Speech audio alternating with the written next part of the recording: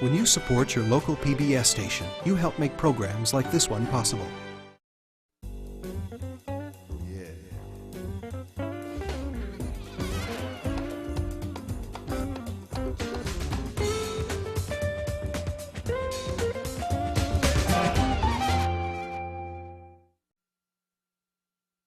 A song poem is when people respond to those ads that you see in the backs of magazines, tabloids, comic books that say, send us your lyrics or songwriters needed.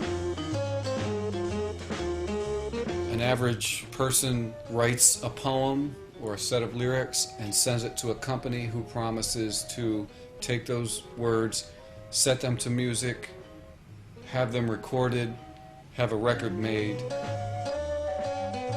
The inference being that you could get into the music business this way.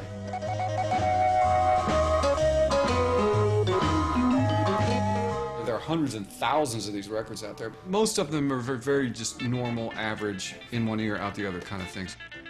But then there's that 10 or 20% that are just from another planet somehow.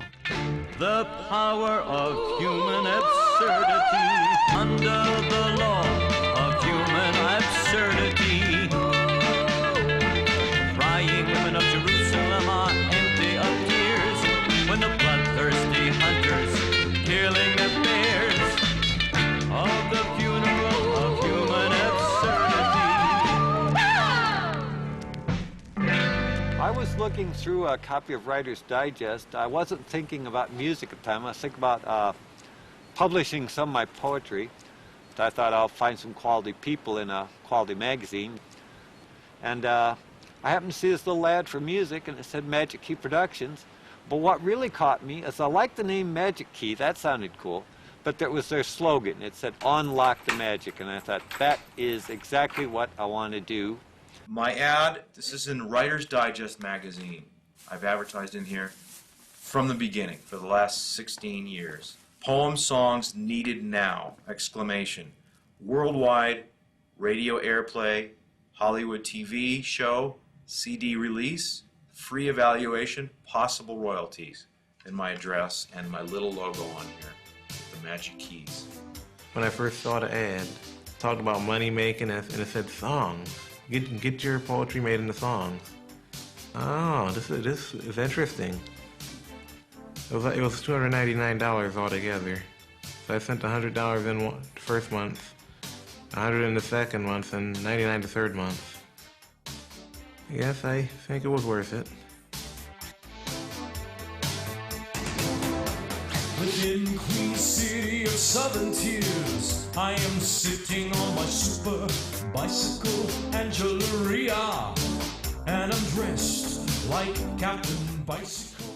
When I first heard the song, I was surprised. Because I was like thinking, I wrote that. I was surprised but real happy at the same time. Angeloria, show me yourself. Come and live the spirit of Jesus Christ. Thank Jehovah for Kung Fu bicycles and Priscilla Presley. Angeloria, show me yourself. Come and live the spirit of Jesus Christ. Thank Jehovah for Kung Fu bicycles and Priscilla Presley. Stuff from all over. Okay, this goes in that batch. These are submissions I'll put to the right. Just inquiries I'll throw to the left. Manhattan Psychiatric Center.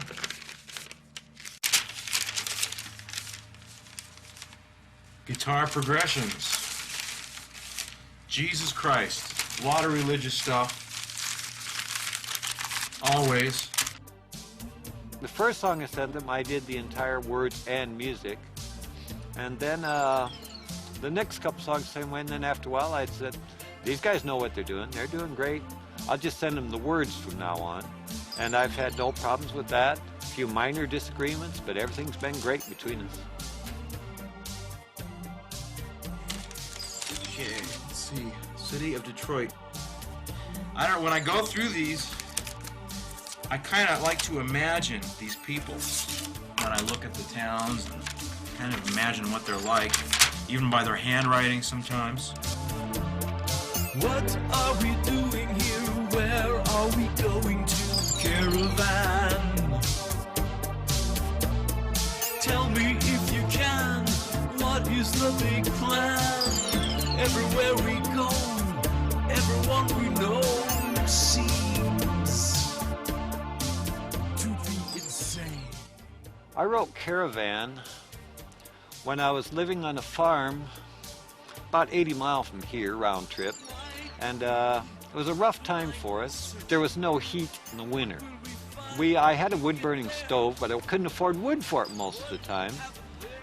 And it'd be like 20 below out. We'd huddle with blankets around the stove, and you're lucky if you could sleep at night. You start asking yourself, you know, why am I doing this? Where am I going to? What's the point of it all? But then finally spring comes, and you start feeling better, and I bought a little keyboard, and I basically wrote that song in one setting on the little keyboard. Rides the caravan. Rides the caravan. Made me feel better about a negative experience. Rides the caravan.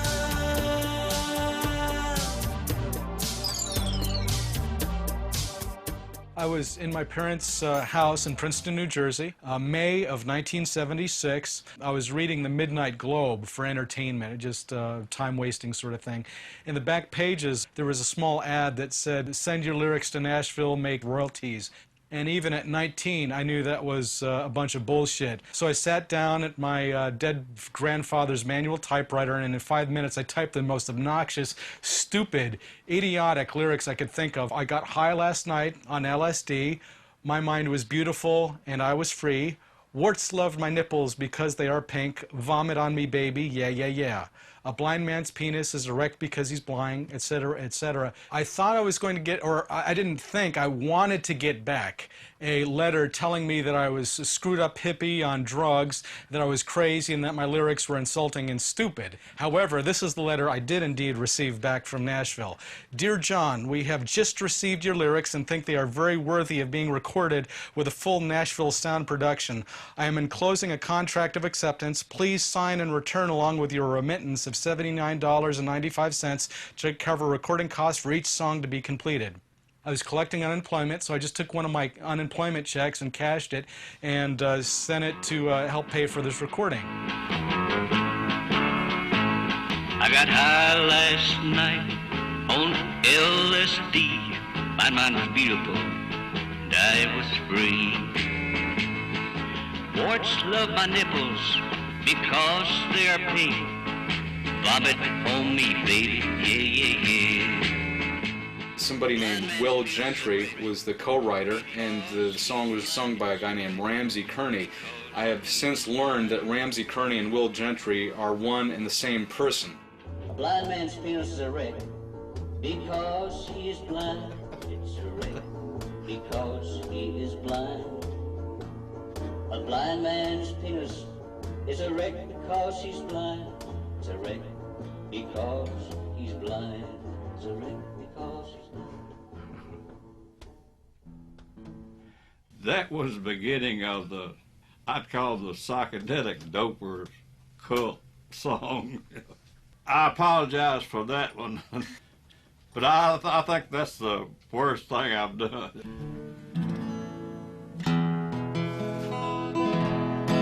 I think I came to Nashville in '59. That's how I got introduced to the mail order song poem business.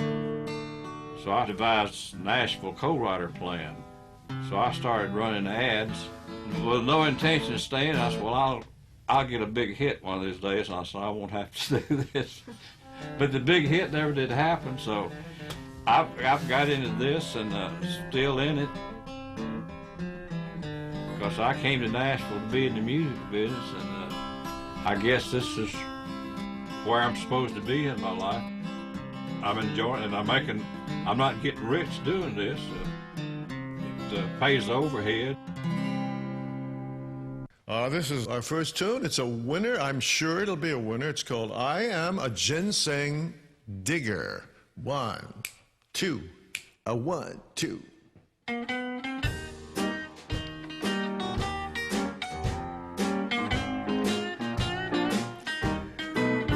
I took a stroll to the mountains with my hoe in my hand. I went through brushes and briars, digging ginseng all over the land. I got the moniker, or whatever you want to call it, the king of the demo singers. And I think that's true because I don't think anybody in the world has ever recorded as many demos as I have, starting back in the late 50s or middle 50s. So we're talking, what, 45 years ago? I can remember one session I did 82 demos. It's 82 different songs in 4 hours. In my hand, through nettles, brushes, and briar, digging ginseng all over the land. This was really a big business. You know, it wasn't just done out here in Hollywood. It was in Atlanta, New York, Chicago. They had these things going everywhere. The companies all had to be concerned about promotion and how do they get the customers, how does their business run. So the more gimmicks you could come up with. There were different price ranges. If you wanted your song done, and they'll send you a 45, in those days it was 45. But for an extra few bucks or whatever it was, we'll put your song on an album, and you'll get the album.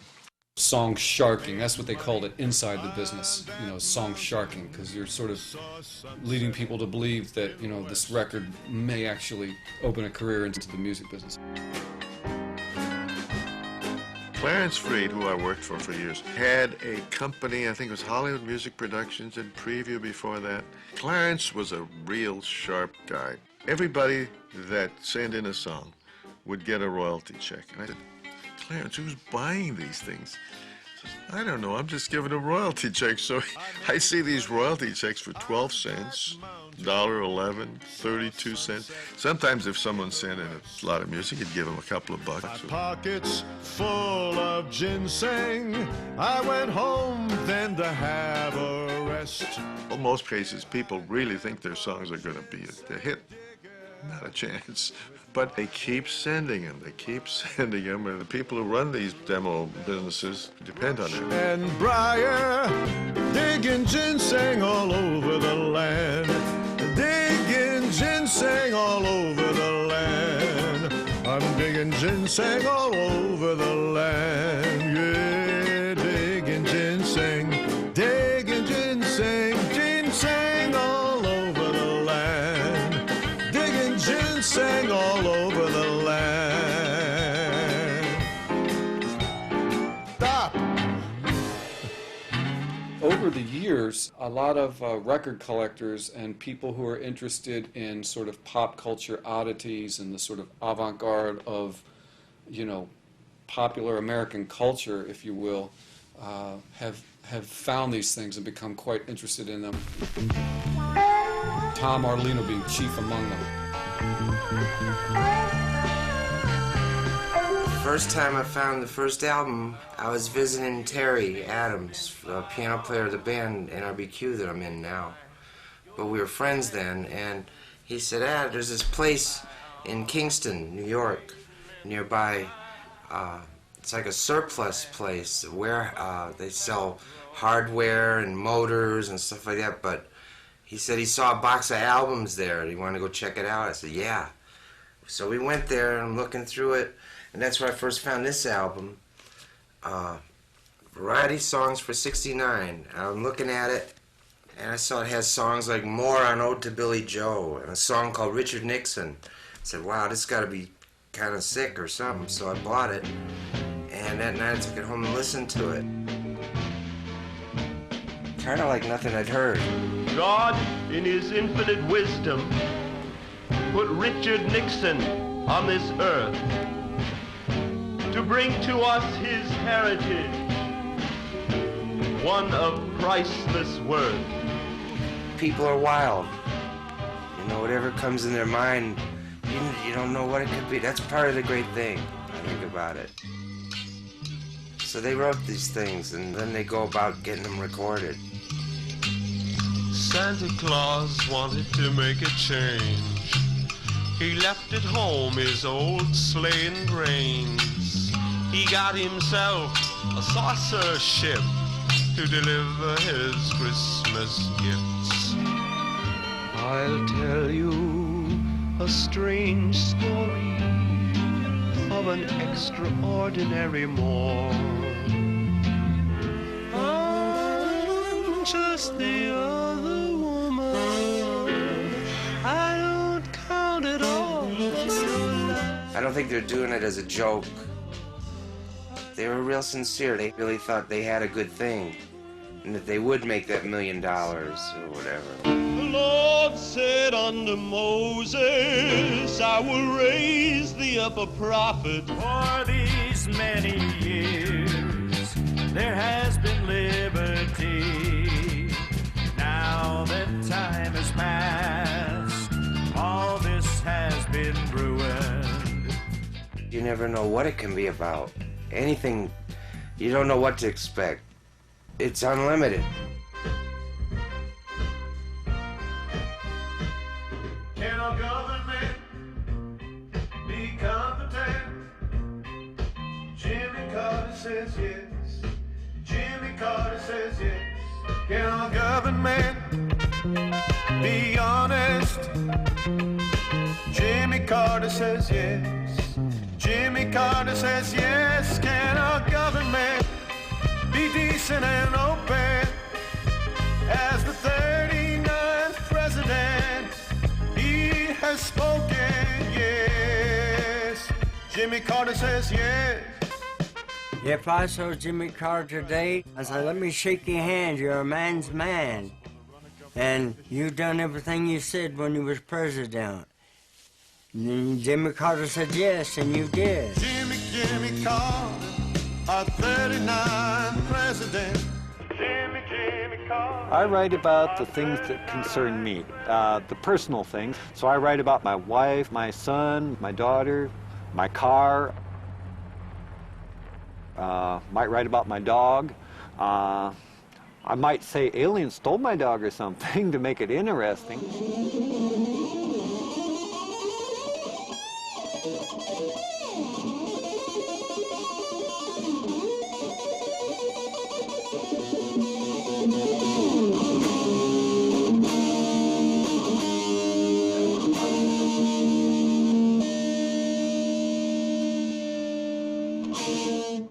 The subjects I write about are martial arts,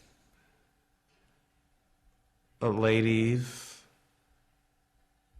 and religion, and science fiction too. Annie Oakley was a lady and a markswoman. Annie Oakley is deceased but not forgotten. From what I heard, Annie was not rotten. With the help of Christ, Annie was rifle nice. The song was about what I thought about Annie Oakley and how great I thought she was, and the romantic interest I had in her spirit. I guess I fell in love with her spirit. I have taken a vow of celibacy until marriage. However, if Annie tempted me into a carriage, I might lose to Miss Oakley. It's not funny. Annie is one of my historical money. He perseverates, you know, he pursues certain subjects that fascinate him long after it's appropriate for him to be talking about them or pursuing them, you know, and so he has this focus, this concentration. And one of the areas is firearms. He's not a violent person, but there was a fascination, and I think a lot of young men go through that. It needs to be channeled in a non-violent way. Annie Oakley, loving Annie Oakley.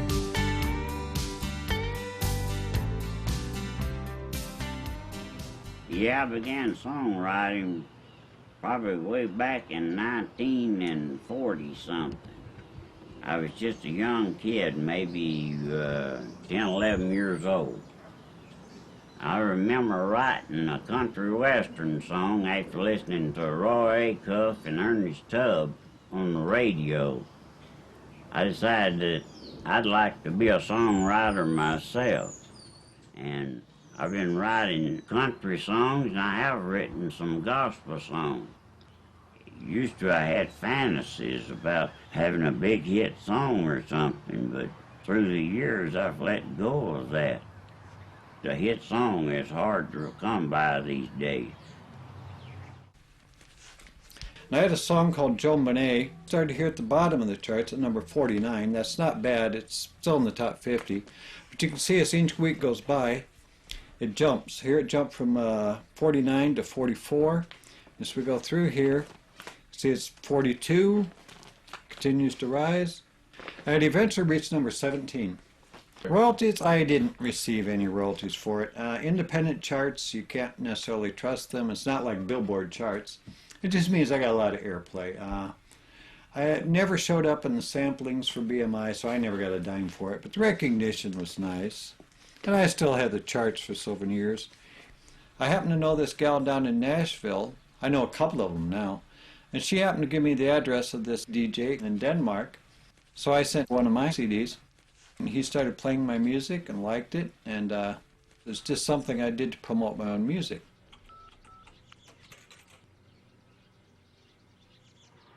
Is this Karsten? This is Gary Forney in the States. How's everything in Denmark? Yeah, I thought I'd give you a call and see how my music's doing on your shows and a few things.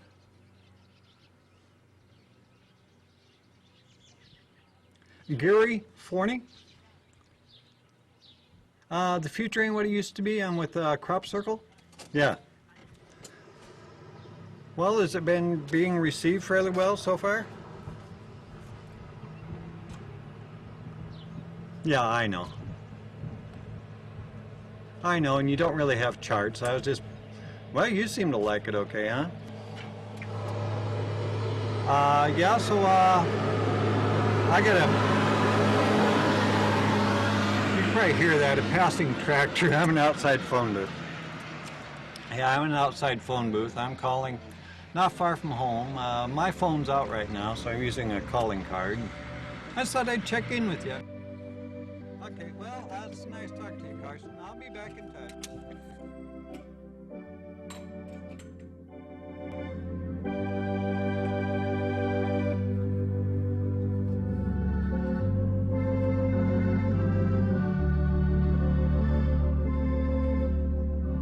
I love beautiful things, whether it's relationships, whether it's people, animals, nature, anything beautiful. I feel inspired, and then when I write what I feel exactly, and I have a certain satisfaction when I complete a poem or a song, because it's a means of expressing what I feel.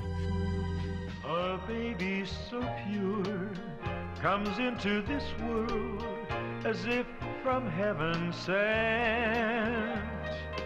And mother and father share happiness, the kind that God has lent. I sent some of my songs to George Liberace Music, they called it at the time. And they liked them, and then one day they made the album with 13 of my songs on it. Be careful when you drive.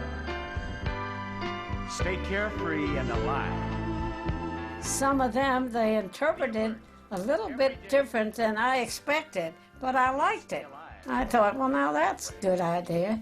You know, for instance, they pep it up a little bit, but it's still my music, it's still my words. You know that safety pays each day in many ways. So live and let live too. Enjoy all God gives. I seen a movie called The Thing in the 40s. That's why I got the idea. The thing from another world. The thing.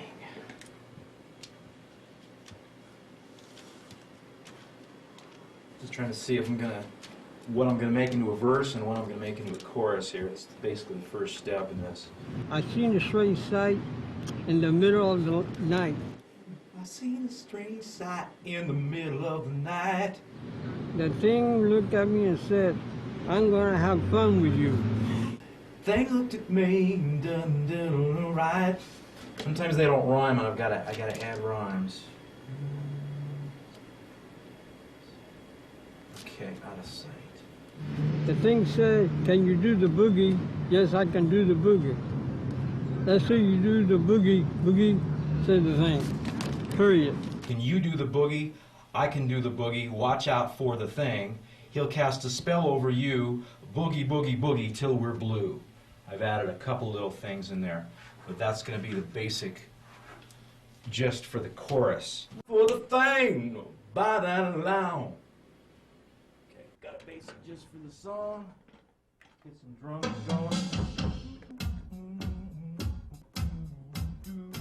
And quantize it to the nearest 16th note. We're locking it in rhythmically. We got a groove. Let's speed it up a little.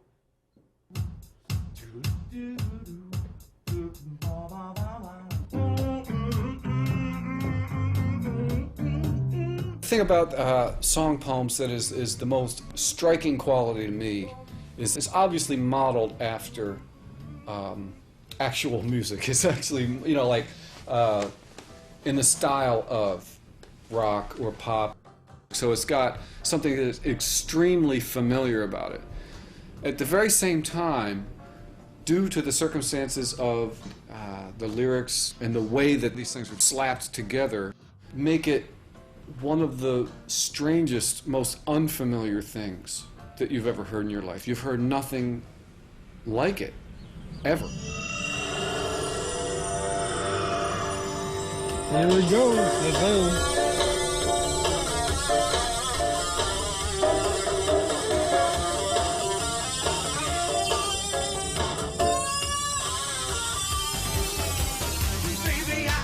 Strange sight in the middle of the night. I saw the thing look at me. It said, baby, you're out of sight. He said, can you do the boogie? I can do the boogie. Well, watch out for the thing. He cast a spell over you and boogie, boogie till we're blue. Boogie on down, said the thing. Boogie on down, time to sing. Night turning into day. Oh, the thing's fading away. He said, you can do the boogie, I can do the boogie. Watch out for the thing. You cast a spell over you and boogie, boogie till we're blue. Come on, boogie thing. The lyric, you don't fool around with that. You might throw a little word here and there instead of the, you could say and all that, but in general, the lyrics is sacred. You just don't play with it. Only a few times would I ever bust out laughing in the first couple of bars, because you don't dare read through these things. You're literally sight singing everything. You know, you're proofreading it as you go. Everybody gets the same sheet music. Pre-written, it says what style, shuffle, 12/8, or whatever, and we count it off and go. 2, 3.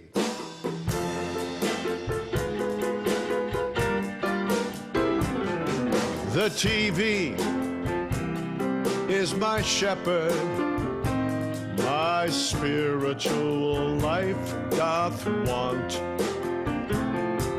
It maketh me sit and do nothing. It restoreth my desire for worldly pleasures. It taketh... All top musicians, guys who work studio work, who are really good readers, who are sharp on the ball, know what they're doing, because we know we'll have maybe an hour and a half allotted to us, and we got to do 30 songs. Its nonsense keeps me from God's word. Yea, though I live to be 100, the viewing of TV shall have first place. I must confess that there are times when I've sung wrong words, which is anathema. You know, you don't want to do that. But it was close enough so that it wasn't that noticeable, and I let it go. 'Cause I'm devoted to TV, which leaveth no time to serve God. Thus I'll dwell in confusion forever.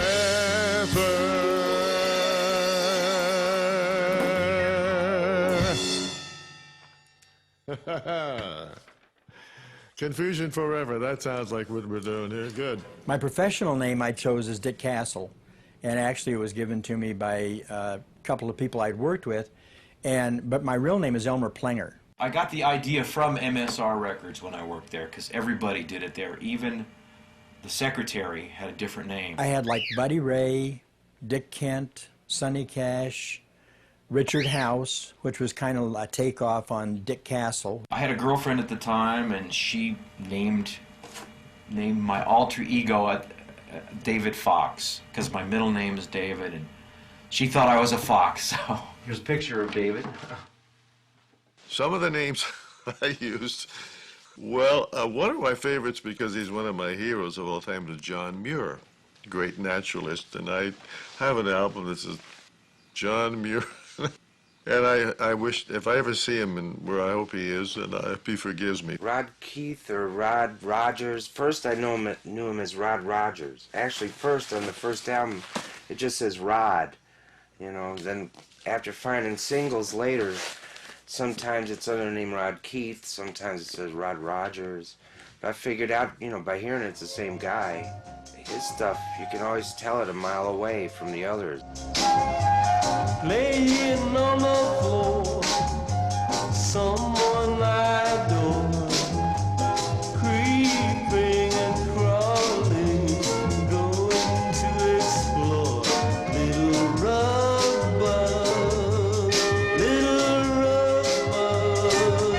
A Little Rug Bug is one of my favorite ones. It's got this beautiful track to it that Rod did. And there's nothing quite like it. When I hug, little rug bug. I think Rod was one of the pioneering giants or geniuses in the business, the industry.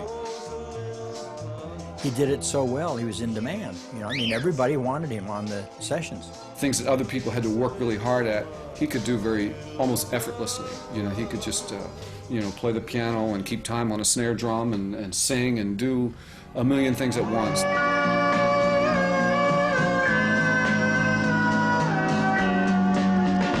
I'm searching for a way, and my eyes are blind with colors. He had that early Mellotron, I think it was a Chamberlain keyboard. Can this trip be real? It had actual recorded tape loops of real instruments like violins or guitars or what have you, horns. And by pressing the key on the keyboard, that tape would roll.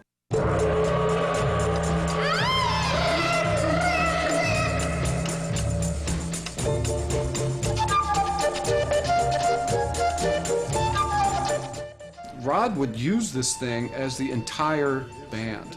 I don't know that anyone else ever used a Mellotron like that, to my knowledge. It's usually used as a filler.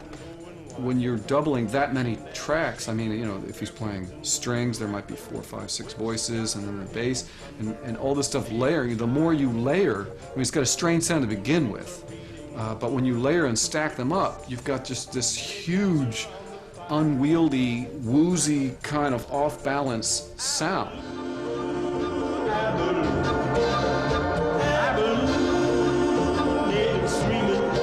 You know exactly what it's supposed to be, but you know that's not at all what it is. Something is really wrong.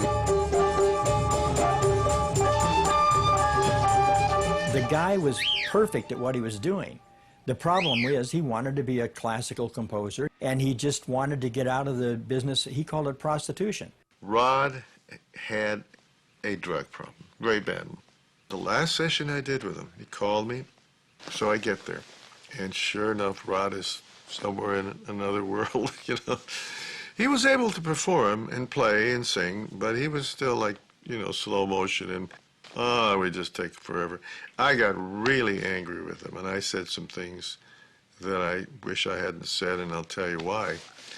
A week later, I get a call from the studio and say, did you hear about Rod?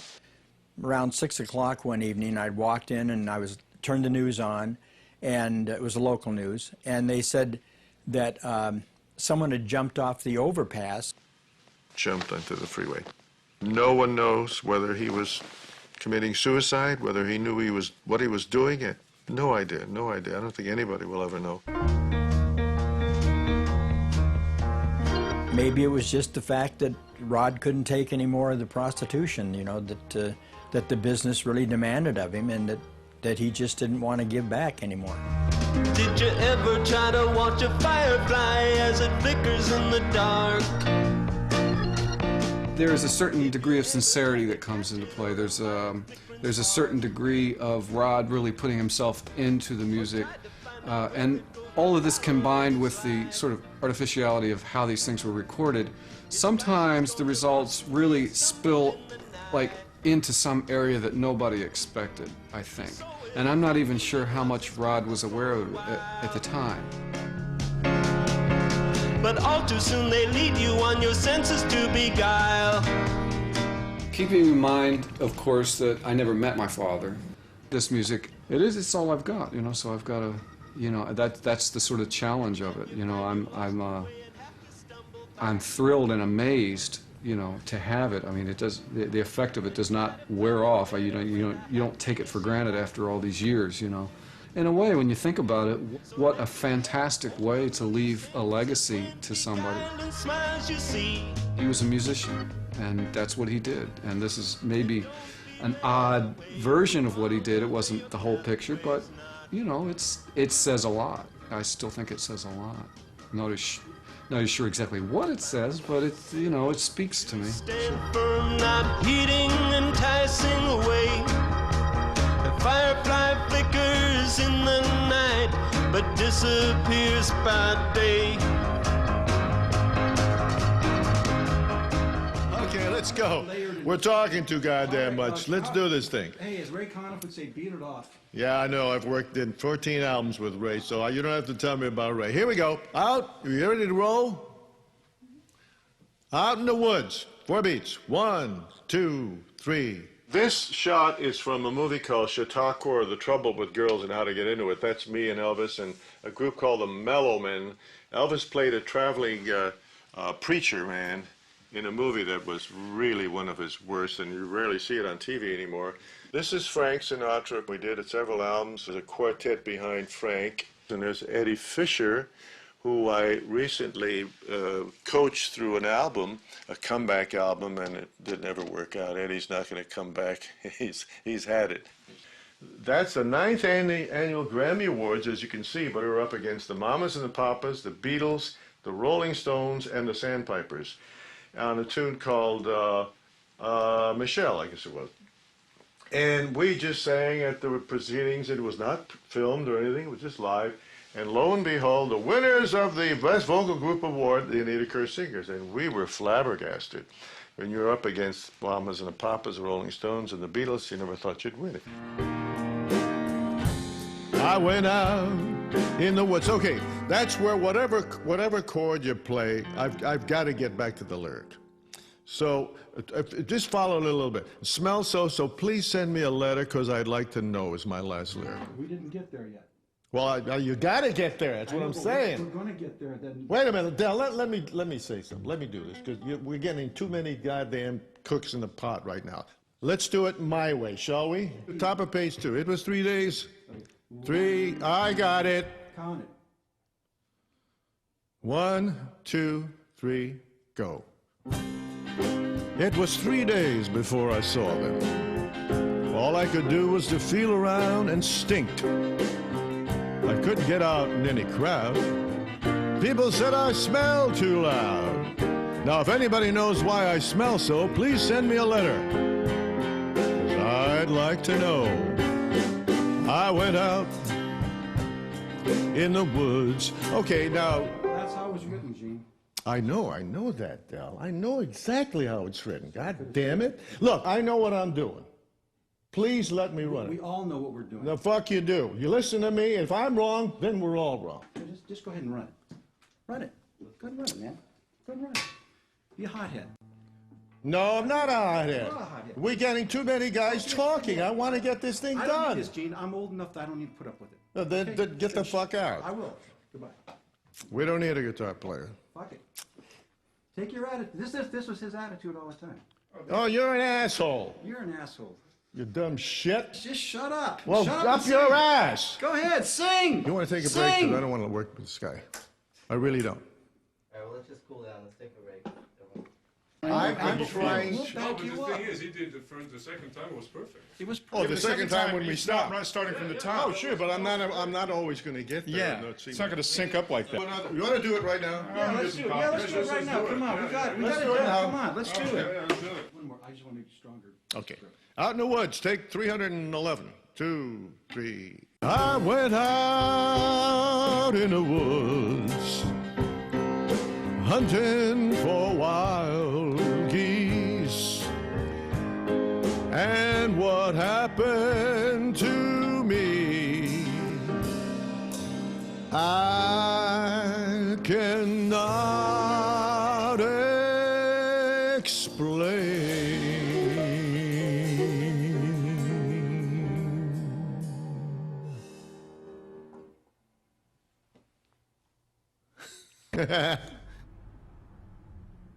I've been making it as a songwriter. I want to become a singer too.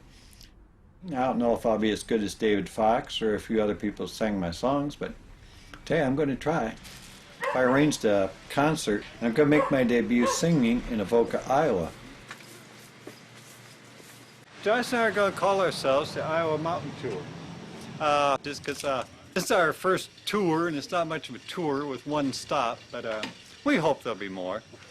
And we thought it'd be cool if we named our tour, so we thought what would be cooler than the Iowa Mountains.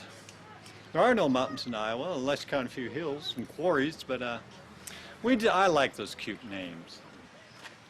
Well, that's everything. I'm gonna miss you. Huh? I'm gonna miss you. Wish you could come. I know. Maybe next time. We'll be here when you get back. I think most of the people that write these songs aren't really in it to make a lot of money. That's an important thing. I'm sure there are some, but I think most of them, they're just writing like from their heart, something they feel like it's got to come out of them. One of the songs I wrote that a lot of people like was Nighttime Whispers. Nighttime whispers, want you, teasing my ear. Nighttime whispers, need you, say loving is near. Nighttime whispers, hold me, in the bed where we lay. Nighttime whispers, take me, steal my heart away. It's reminiscent of a time when I was a much younger man than I am now. And it was true then, and I guess it's still true now for all young people, that people are going to fall in love, you know. And songs about love is one of the most popular songs written in the world. This is our audience. People in pup tents.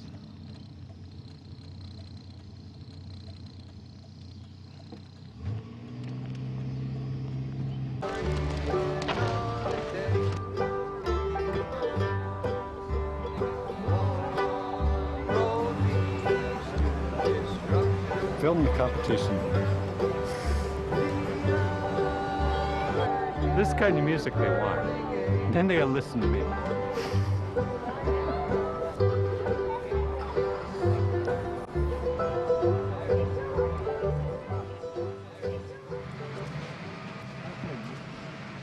Yeah, picture me silhouetted against the American flag. That'd be interesting. And all these people here to hear traditional country music the way they hear me.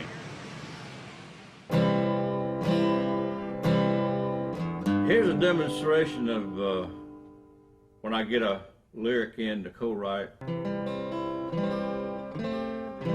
So the title of this song is Nighttime Whispers.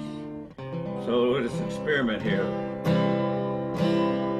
The lights are out and you whisper softly to me.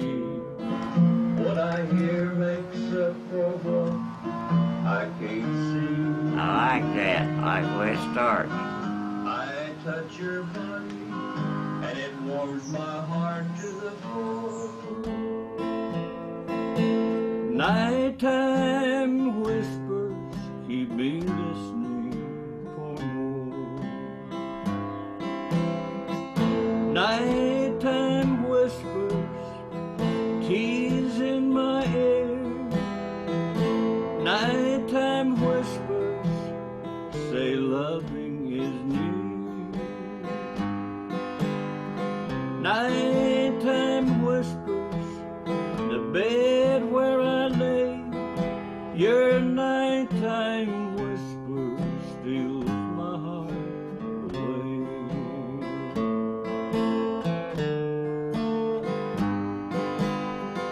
Nighttime whispers in the bed where we lay. Your nighttime whisper steals my heart away. Your nighttime whisper steals my heart away.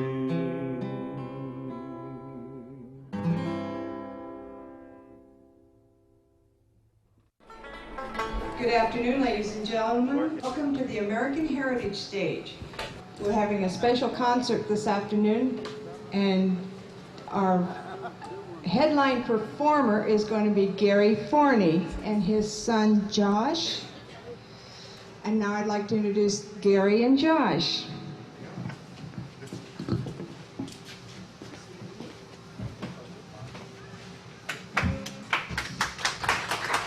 Thanks a lot. You haven't heard me yet.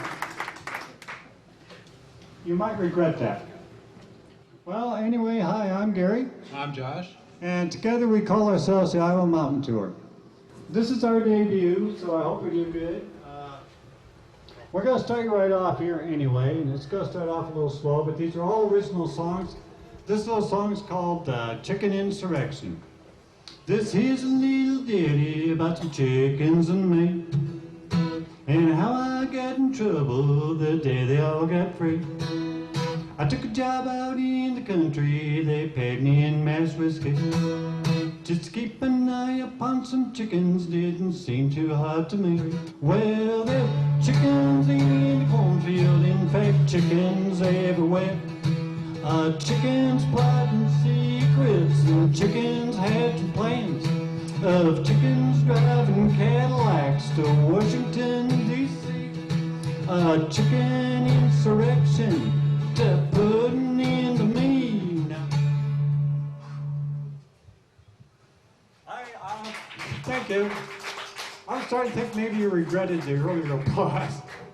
Okay, we're going to try and pick up the tempo here a little bit with a little song called Three-Eyed Boy. Well, I'm a three-eyed boy just looking for a tractor girl.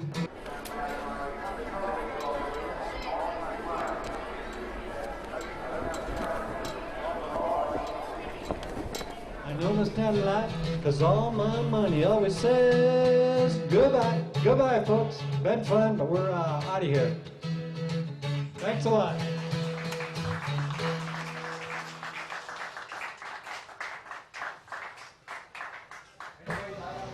I thought some people liked this, and I thought a few of them like, what's going on, but we did it.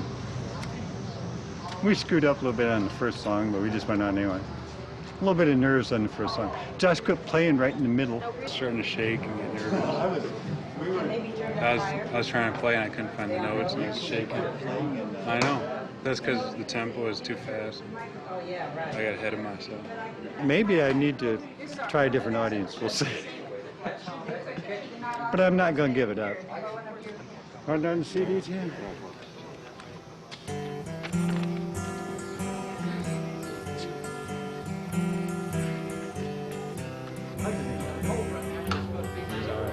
You're welcome to my lonely town. Follow me, I'll show you the ground. I'll continue writing songs and poetry, I guess, as long as I live, because it's a part of me, and it's in my heart to do these things. Bring a friend, there's her to go around. Drink a beer, shed a tear, here in my lonely town. I see. Now we're done. But you've apparently been eager to hear how it went? I'm not sure. At first, well, it's changed. When we first hit the States, I was getting nervous. I was pacing and chain smoking. I was getting, full of dread. Josh was wanting to hit the stage. He was getting anxious. We were opposite of one another. Believe it or not, we left the States, like I say, kind of, worrying we failed. But the longer we stayed around afterwards, and people were coming up, talking to us, and said, "Oh, you did great. You were so great, So now Josh and I are thinking, well, we'll keep doing this. And I'll call you tomorrow morning, let you know when we're leaving, and I miss you, but I'll be home tomorrow. Yeah, okay. Yeah, I love you too. Okay, I miss you. We'll see you. Okay, I love you. Bye-bye.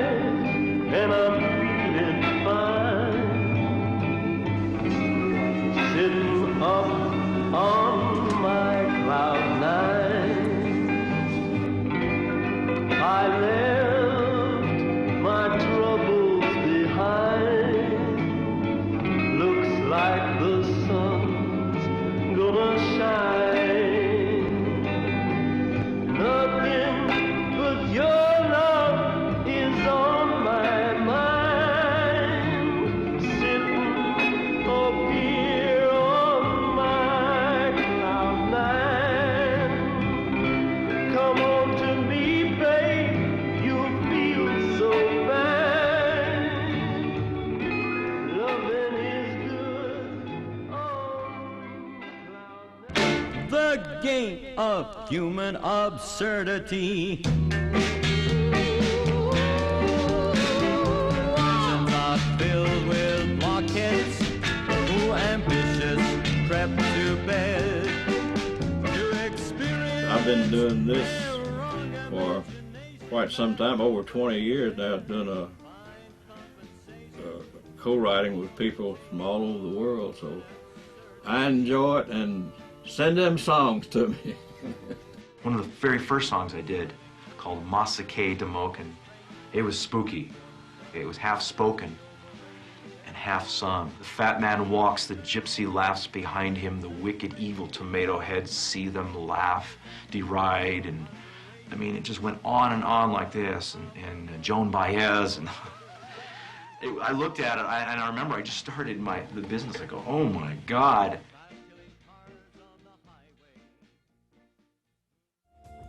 Ever wanted to write a song? Visit PBS online and take a turn at writing your own poem. Then set it to music and sing along with our web karaoke machine. Learn more about Off the Charts on the web at pbs.org.